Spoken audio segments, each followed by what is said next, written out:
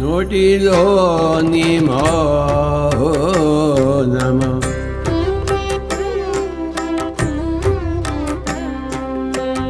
మనసులోని శూన్యం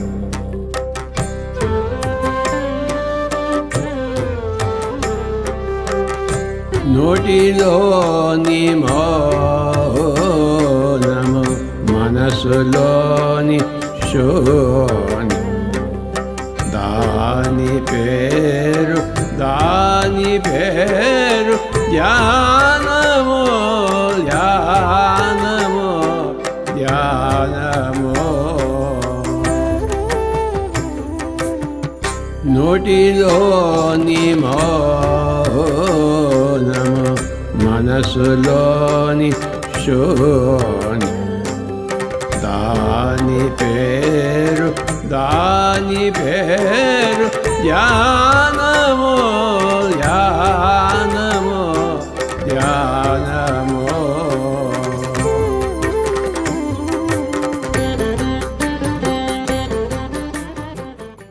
పత్రిగారు చాలా క్లియర్గా చెప్పాడు. అన్నిటికన్నా సులువైంది, సరి అయింది, ఎవరు అవునన్నా ఎవరు కాదన్నా ఆనాపానసతి ధ్యానము. There is no doubt. ధ్యానం అంటే శ్వాస మీద ధ్యాస, మిగతా అన్ని ప్రక్రియలు. శ్వాస మీద ధ్యాస ధ్యానం చేస్తున్నామని మిగతా అన్ని చేయకుండా ఉండాల్సిన అవసరం లేదు. చేసేవాడు చేసుకుంటాడు, ఎవడిష్టం వాడిది. బట్ శ్వాస మీద ధ్యాసే ధ్యానము. ఓకే, ఆయన ఏం చెప్పాడు చూద్దాం. ధ్యానం అంటే ఏంటి? 2 రూల్స్ ఉండాలి. ఏంటా రూల్స్? నోరు మౌనంగా ఉండాలి, మనసు శూన్యంగా ఉండాలి. ఓకే, మరి నోరు మౌనంగా ఉంది, మనసు శూన్యంగా ఉండాలి కదా. మీరు మ్యూజిక్ పెట్టారు కదా, అది వినేది ఎవడు? ఇదొక డౌట్ వస్తుంది.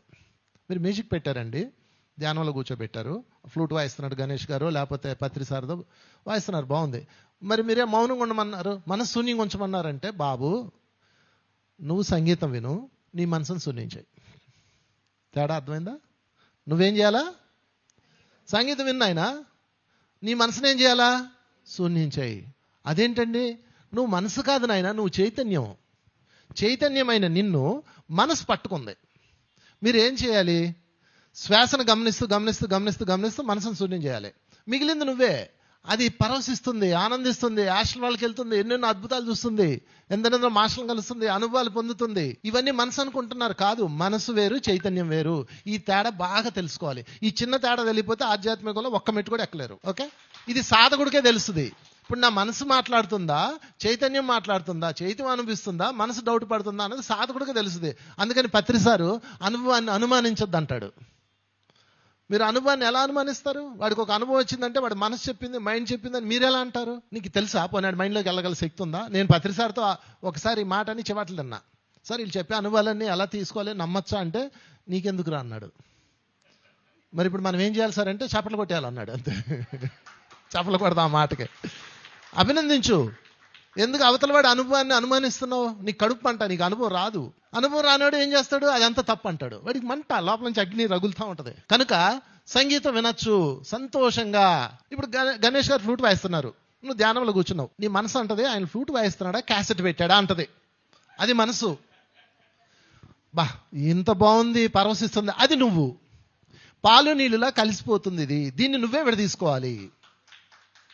ఈ చిన్న తేడా ఎందుకు అర్థం కాలేదు సాధకులకి? కనుక మిత్రులారా, ఇది రెపరెపలాడే దీపం వలె అట్ట ఇట్ట అట్ట అట్ట వెళ్తుంటుంది. మనసు అటు కాసేపు ఉంటుంది, కాసేపు ఇటు చైతన్యం ఉంటుంది. ఈ రెండింటిని మీరే జాగ్రత్తగా డివైడ్ చేసుకొని చైతన్యంతో అనుభూతులు పొందాలి. కనుక ఇక్కడ గురుగారు ఏమన్నాడంటే, నోరు మౌనంగా ఉండాలి, మనసు శూన్యంగా ఉండాలి. ఆ తర్వాత మీది ఏదైతే అది అవ్వండి. అక్కడ కాంతి ధ్యానం అవని, హాస్టల్ వాళ్ళు అవని, కర్మ విపాకం అవని, నువ్వెవడో కాదనడానికి. మనసు మాట్లాడకూడదు, అది రూల్ గుర్తుపెట్టుకోండి. మనసుకి చైతన్యానికి తేడా మీరే తెలుసుకోవాలి. అది ఎవరిని మీరు మోసం చేయలేరు. మిమ్మల్ని మీరు మోసం అసలు చేసుకోకూడదు. ధ్యానానికి రూల్ నెంబర్ 1 ఏంటి? నోరు మౌనం ఉండాలి, మనసు శూన్యంగా ఉండాలి. టిక్ అయిపోయింది. మనందరం అలా ఉన్నాం కదా. ఇంకేమన్నా పద్ధతులు ఉన్నాయా మీకు? లేవు కదా.